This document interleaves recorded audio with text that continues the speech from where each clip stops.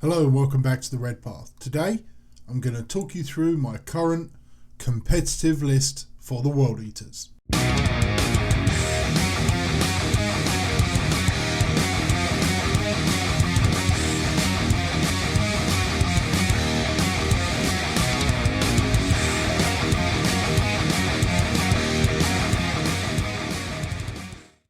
Welcome back. So as you can see, I'm actually doing this on Tabletop Simulator. The reasons for that are I don't have all the models at the moment, though they are on order, and the models I do have aren't painted to, the best standard, and there's a couple broken bits that need repairing in there. So I'm just going to use TTS for right now, and it just actually makes it a lot easier to film and demonstrate. So as you can see, I'm starting off with the HQs. I'm going to go through each section in part and kind of break it down a little bit like that. But let me break it down. The initial outlook is we've got a single battalion, pure World Eaters, and that's what we want. So we're starting off, we've got Khan. Of course we do. Have to have Khan. I think he's an absolute must take in a World Eaters list, no matter what level you're playing at, whether the friendliest, fluffiest game, or something a bit more competitive and optimized. The buffs he can offer are absolutely amazing, and I've been a long time advocate for his reroll buff. For whatever you're using, you can game his movement so you don't kill your own units in combat, or just use him to help support range units. Just a great unit and an absolute steal. 115 points.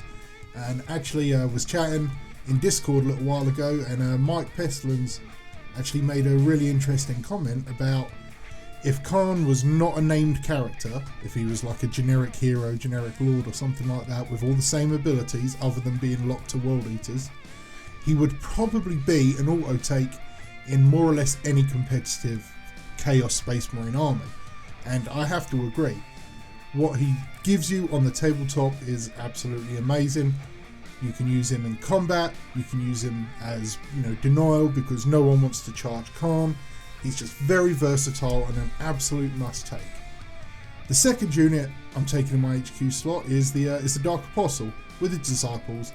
I think the Disciples generally should be taken because for just 10 points, they offer actually quite a surprising amount. Not only do they buff the prayer ability likelihood to go off by 17%, making it on a 2-up rather than a 3-up, they also can perform actions for you. They can hold an objective for you. Generally, certainly the way we play, we definitely want that first prayer to go off for the first battle round, depending on what prayer you're taking. And after that, you can kind of afford to let them sit back and just sit on an objective out of the way. 10 points, they're great. Obviously, the Apostle is a useful unit. I've kind of dithered back and forth on the Apostle being good and not so optimized. I often vouch for the Exalted Champion as a must take, but again, actually, this is due to Mike P. He's a strong advocate of the Apostle, and I think has often run 2 of them to maximize the benefit of different prayers. The prayer I'm taking on this particular Apostle is Illusory Supplication for the 5-up invuln bubble, and the reason for that will become apparent quite soon. So let's move on to the troops. So here you can see I've got quite a few troops. I've actually got 4 squads of 5 Berserkers and 2 squads of Marines. I'll explain why. So the Berserkers, well, I don't need to go into too much detail here. We've talked about several times on the channel about running MSU Berserkers, that's multiple small units. So 4 squads of 5, Chain Axe, Chain Sword on all the normal Berserkers. Then the champions each have a Lightning Claw and a Chain Sword. I know they're modelled here with dual Lightning Claws, but I cannot find a model with a single Lightning Claw and Chain Sword. So I chose the best one, but their rules, which should pop up here, do show Sword and Lightning Claw.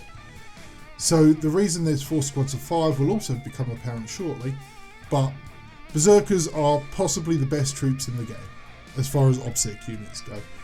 They're absolutely brutal in combat, as we all know, putting out horrendous amounts of volume of high accuracy but low damage attacks, which kind of balances out. The Lightning Claws, I also advocate definitely one on the champion. It's just such an efficient option right now, especially with the sheer volume of attacks that a Berserker champion gets anyway. Absolutely necessary. The 4 squads of 5 gives you a lot of obsec for the centre and potentially the enemy's deployment zone to capture those objectives. If you play them correctly, you don't rush them in full steam ahead, or at least not all of them.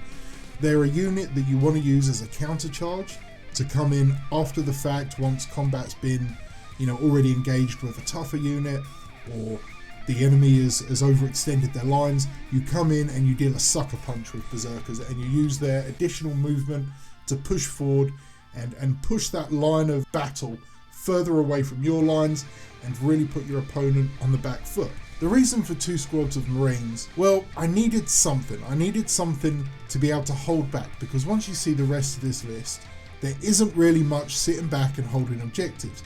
Marines just outshine Cultists now. Cultists, once they went back to 6 points a model, they're just not good enough anymore.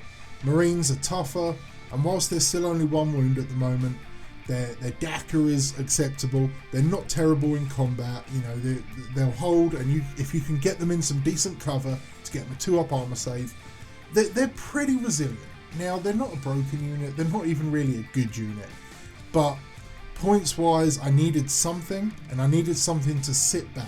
Now, if you've got suggestions to replace them, because obviously I don't need the troop tax, 70-odd points a squad, there's 140 points I could spend elsewhere, but honestly, for right now, I think I'm okay with them. They're not bad. So let's go on now to the fast attack I've got. And this is kind of, if you've watched my videos, you probably know where I'm going with this, but let's go and have a look. So you can see I've got 2 squads of 5 Raptors, bare bones, chainsaw, bolt pistol and everyone, and a squad of 9 bikes with combi bolters and chainswords, and the champion has a combi bolter in his hand. Not sure where the champion is right now. Okay, maybe, oh there it is. So yeah, the champion has the additional combi bolter. So 9 of them, putting out a lot of DACA. That is a lot of shots. 4 bolt rounds from each of them, and then 8 from the champion. That's a lot of bolt fire, and with their 14-inch move straight away, they're also, as you can probably tell how the list is going to be benefiting from a 5-up invuln, and potentially also 4 rerolls to failed hits from Khan. That's pretty lethal. Early on, that's tearing apart a screen. Throw on vets there as well. That could be doing some, chipping some wounds off something that needs to go down for, a follow-up strike. Now, I didn't mention the Warlord trait I've actually put on the Dark Apostle is Violent Urgency. This isn't normally my favourite Warlord trait. I do normally try to go for Battle Lust. I really value Battle Lust as the Warlord trait, but that's for more of a hero hammer, kind of like absolute beast of a unit. But with Violent Urgency, because the way this Apostle is going to be working, he's going to be moving up the field, supporting my heavy hitting units, and already gives a leadership buff within 6 inches. His prayer is any unit within 6 inches. So I figured giving him Violent Urgency, which is also +1 to advance and charge within 6 inches, anything within that 6-inch aura is getting a lot of benefits. In addition, the relic I chose is the Banner of Rage. Now, again, if you've watched my recent video on artifacts for Chaos Space Marines, Banner of Rage I really strongly consider. I think it rates pretty highly. It's a once in a game use, but it gives 1 additional attack, or adds 1 to the attacks statistic of a unit within 6 inches. Of course, Berserkers and Khan, that is essentially 2 additional attacks as long as they get their 2nd or potentially 3rd attack phase with Fury of Khorne. So the amount of combat I've got on the field, that really is going to be an absolute force multiplier. It may not come up, it may actually be unnecessary, but I just figured the way this army is designed to work, as you'll see as we get a bit further along, it's really going to help. And because of Violent Urgency, give him +1 to advance and charge rolls, but particularly the charge roll, the bikers with their 14-inch move will probably be within charge range of something. I mean, there are a couple of maps where it'll be a bit more difficult, and obviously a KGO deployment by the opponent will restrict this. But if someone, you know, is deploying in such a way because they need to get to the center as well and they don't want to lose out to us, that's 9 T5 2-wound bodies in the center of the field, putting out a lot of shots and with a pretty reasonable amount of combat. And of course, as World Eaters, we can buff them up as well with additional AP and, you know, additional fight phase, longer consolidate move, all these little things that can really make them just that little bit more effective.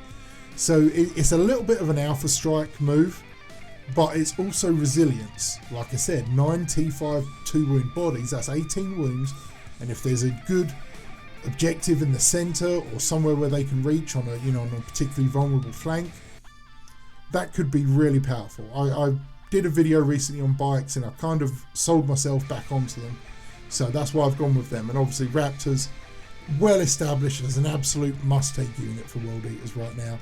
Phenomenal with the apoplectic frenzy. So you can see these fast attack units are really becoming very fast. They are moving to the center of the board, claiming objectives, doing what they need to do to establish dominance and board control early on. So let's move on to the elites right now. Okay, Red Butcher Terminators, a squad of 8, all with a Lightning Claw and a Combi Bolter. Originally I'd written these with the Combi Melter, but I changed, and you'll see why shortly. Now, there's a bit of a conversation going in on the Discord right now, and I'm kind of starting to scratch my head. Red Butchers are absolutely an iconic and amazing and very efficient unit for us. However, what they offer is generally redundancy. Combat, amazing. They are absolutely devastating in combat, but so are Berserkers. Dakka, that is a lot of bolter shots coming out of these guys right here. But I've got a squad of bikes, and I've got some other resources as well that are putting out some decent firepower. If I equip them with Melter, well, it's a lot of Melter, but they're generally unsupported, especially in this list. So they, you know, they're taking a 33% accuracy hit on there. But I've got Melter elsewhere in the list. So right here, they're offering me Dakka and combat and threat, but I'm not sure if I 100% need them. But for right now, for this, I'm going to keep them in the list, and I'm going to give it a few games on TTS and see how they play out. I think it was Dirka, who's a member of the Discord, used a list which was actually inspired by Ashen Marines, and I believe he said that, or they said that when they even forgot to deploy the Red Butchers and just didn't even notice and won the game anyway. Apologies if I've gotten the wrong user there, but I'm pretty sure it was you that mentioned it. So I love the Red Butchers. Do not get me wrong, they are an excellent unit. I made the statement that for me, if you're not taking Calm or the Red Butchers, you can run in another Legion. Like you can run Creations of Bile or something, because Berserkers can still go in there as elites. Obviously Red Butchers is locked to World Eaters and Khan has to be World Eaters. But if you get rid of the Red Butchers, and if you don't necessarily need Calm, then are you really pushing for a World Eaters list, or are you just kind of handicapping yourself? However, like I said, I'm going to keep them in, I'm going to try them, and I just want them to work. And if I forget to use them and still win, well, you know what? That's pretty awesome. So that's the elites. Now we're going to go on to the dedicated transports. And yeah, 2 termites. Ashen Marine, you Forge World Shield. I've actually got a couple in my Forge World basket right now. I'm just trying, they're back in stock, so I'm making the final decision after this video. I figured I'd give myself a chance to talk myself out of it. 2 termites. Everything I'm hearing is just, these are possibly the World Eaters transport right now. I've been trying to make Land Raiders work. I can't quite get there. I can't. 8th edition I got there with the Achilles. Right at the end of 8th edition, the Achilles for me was actually incredibly powerful. It was expensive, but coupled with Khan for the rerolls and just the absurd toughness they had, I think they had 18 wounds, toughness 8 obviously, and a 2-up, 4-up invuln save. so they were very hard to kill, and they were very killy with their melter shots. However, they're not quite as good now because their invuln dropped to 5 and they've got less wounds, so we needed something else. And everything that everyone has said about the termites, I've got to try them. They've got to be tried, and that's what I'm doing. They're both equipped with the Volkites, or actually I believe one is equipped with Volkite, one is equipped with the Combi Bolters just because of points. Yeah, this one's equipped with 2 Combi Bolters, this one's equipped with 2 Volkite Chargers. Some decent Dakka. They're absolutely brutal in melee, and they have 5 melter shots. So that's 10 melter right there. 12 inches, but it's still a lot. It's very anti-vehicle, and they're very tough. They've got toughness 8 and 14 wounds. They've got a 3-up, but we've got a 5-up bubble. So 3-up, 5-up, 2, toughness 8, 14 wounds. I'm pretty excited to use these. Let's go on to the last part of the list before I give an overall kind of strategic look. Yep, more Forge World goodness. 2 Hellblades. So I've not used these before, but you know, it's well known that Mr. Asher Marines Dara is a huge fan of these, and yeah, I can't not try them out at least. The way this list is going to work, which I will kind of talk you through here in a moment, the way the list is going to work, these are kind of necessary. I needed something that was going to be able to double down on engaging all fronts for me, along with the Raptors, and these do it. They can act as move blockers. They've got a little bit of firepower going on. They've got 2 twin autocannons, so you know that's I believe 8 shots per Hellblade. I'm gonna have to check that, but twin autocannon. It's strength 7, -1, and it's 2 damage. The 2 damage is absolutely critical right now, you know, with Marines and things that can reduce damage. So, you know, there's a lot going on where the 2 damage, it's not quite 3 damage, but, you know, obviously that's mathematics. But they're very, very good. And I have to try them out, and I need to see if I can make them work. So the twin autocannon is 4 shots. So there's 8 shots between the 2 of them. That's not bad. I'm happy with that. They're very cost efficient. We're giving them a try. I haven't ordered these from Forge World yet, but again, you know, they're something I'm strongly considering. But 135 points a pop, pretty nasty, very fast. You know, I'm excited to try these. So let's go and have a look. So here's the full army right here. As you can see, I've talked you through every unit that I've got on the table over there. The general strategy, of course, 2 squads of Berserkers are going to be in each termite. We've got the Hellblades and the Raptors and the Bikes as our kind of like first wave front lines. Terminators will be in Deep Strike Reserve almost certainly. Marines will be sitting at the back, you know, either holding objectives or getting ready to push up onto objectives. There's, you know, a little bit of, I won't say tricksiness, but I'm considering when I deploy, putting 1 squad of Berserkers and 1 squad of Marines in the termites, and then hiding the 2 additional squads of Berserkers out of line of sight, but close to the termites. That way, if I don't go first and one of the termites is destroyed, unlikely both of them would be, but it's certainly possible one of them could be in one round of shooting, certainly from something like Admech. Then when it is destroyed, I could just sacrifice Marines, you know, on the rolls of 1 for disembarking from a destroyed vehicle. And then if I don't, well, I can disembark the Marines and embark the Berserkers and then move, and you know, there's no loss. Of course, does on the flip side mean that those Berserkers, if the opponent sees that, could, you know, if they've got a flyer themselves or something like that, come and pick off a squad of Berserkers for, you know, relatively free and easy. So it depends on the opponent and the terrain and things like that. But it's a tactical option that I've got if I see my opponent is wielding a lot of, you know, heavy firepower, but maybe not so much long range Dakka. So that's just something that I've considered. So of course the 2 termites will start off only 8-inch move, but I'm going to start them on the board. At least that's the initial plan. Obviously, no plan survives contact with the enemy, but that's the work in progress plan. Marines will sit back, hold objectives. Hellblades are going to fly into different quadrants, along with most likely both squads of Raptors following up for objectives. Then the bikes are going to push into the centre field, followed by the Apostle and Khan, and the termites are going to push up beside or behind them, providing, you know, good lookouts protection for the characters here. So the termites and the bikes are going to be getting full rerolls to failed hits from Khan. They're going to be getting a 5-up invuln and leadership buff, which is important for the bikes, from the Apostle, plus they're going to be gaining +1 to advance and charge. Now, the termites, because they're equipped with melters, but they're only 12-inch melters, now they are heavy, so, you know, that's not great, but they've got basically a 20-inch threat range if they're going to shoot the melter.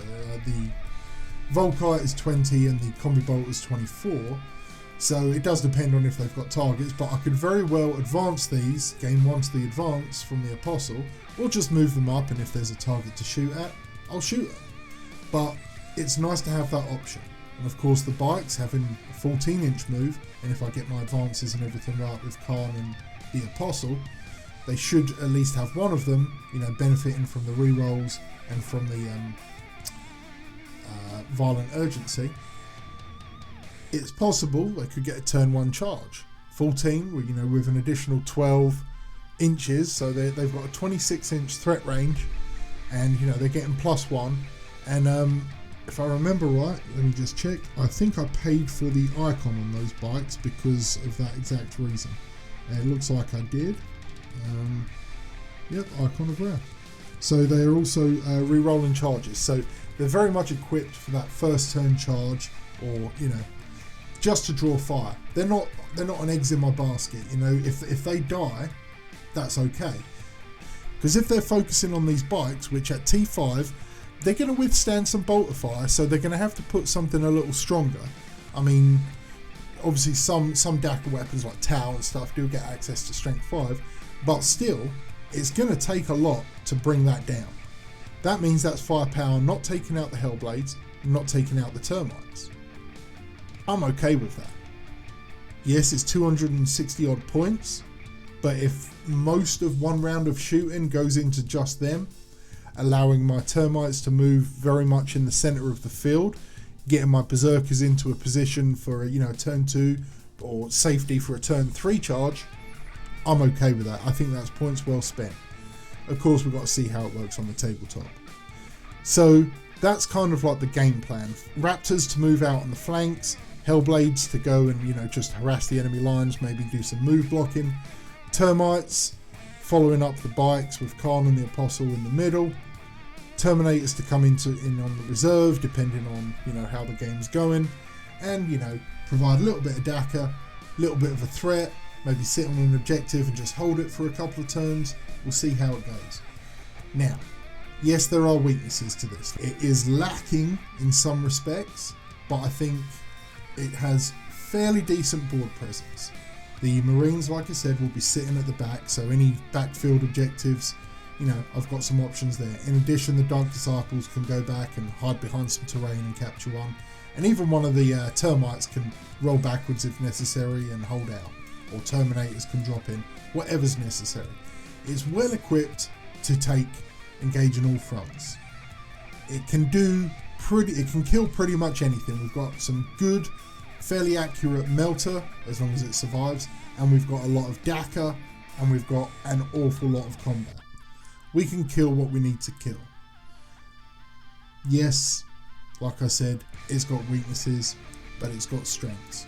It's a World Eaters competitive list. It's a combination of influences and work I've seen from, like I said, from Mike P, from Dara or Asher Marines, from Deersa or Deerka again. Sorry if I'm butchering your name there. Several other users and subscribers who we sit there and we discuss rules and competitive plays, and people playing games are like giving their feedback. And, you know, Dylan recently did really well in a tournament, so I've been looking at his list, and, you know, I'm always thinking about other lists that have performed strongly in tournaments. No, we're not winning anything, we're not winning GTs, but to come top 10 somewhere, that's an achievement. It's an achievement no matter what army you're playing with, but to do it with the World Eaters, a pure World Eaters army, you get a lot of respect for that. We're a very low tier army, quite frankly. We're not terrible, because I think every one of us that plays them really understands the minutiae and the tactics that makes them work. But they don't compete point for point with someone like Space Marines or Harlequins or Drukhari. But I think we're generally very good players. If you're playing World Eaters as a tournament, you know your stuff. You know your rules inside out. You've had time and time again to practice the fight phase, to get your pile-ins and consolidates. And we've got some tricks. We may not have the best weapons, but we've got some pretty wicked minds on this army. And I'm really happy that we're all here.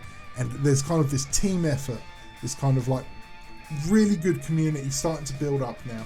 And we're getting great ideas, and we're brainstorming, and we're just coming up with these things. Like, sure, like I said, there's a lot of influence here, especially with the Termites and the Hellblades from Asher Marines. But he's a great thinker. Like his understanding of the game is very, very, very strong. We know Berserkers are strong. We know Khan is very strong. We know the Apostle really increases the longevity of those units. That 5-up invuln, when it's surrounding 2 Termites, it's surrounding a squad of bikes, potentially some Berserkers. That's adding quite a lot of resilience, especially on these Termites and bikes, because they're going to have focused heavy weapons, las cannons, melter, things like that, and it's going to cap that save at 5. If they're firing melters at a Termite, that's 50% of its AP stripped away, because it would normally be -4, removing the save, but now we've got a 5-up save. And on the generally limited shots available on the melter, that could save us a lot of wounds. So I think I'm pretty happy with this list. Like I said, Terminators and the Chaos Marines especially are kind of, I won't say optional, the Marines are certainly optional. The Terminators I need to try out, because whilst I respect a lot of people's opinions, I need to either see it perform in a particular way, or I need to try it myself. And obviously right now it's a lot about seeing and reading about battle reports, because I just can't get the games in, mostly through COVID, but also, like I said, I don't have some of these models right now. Anyway, so yeah, that's my list. I'm going to try it on TTS. If you play on TTS and you wanna give me a game, let me know in the comments, or let me know in Discord. I really want to try and get at least one TTS game in a week now. Actually starting a bit of a tournament coming up soon. Not sure when I'll be able to actually announce it officially, depending on when this video releases. I'm working with some other people in the community right now to try and get some stuff provided for the kind of introduction video and releasing the rules. But just as a general overview, it's going to be a competitive but also narrative team tournament, and 40k.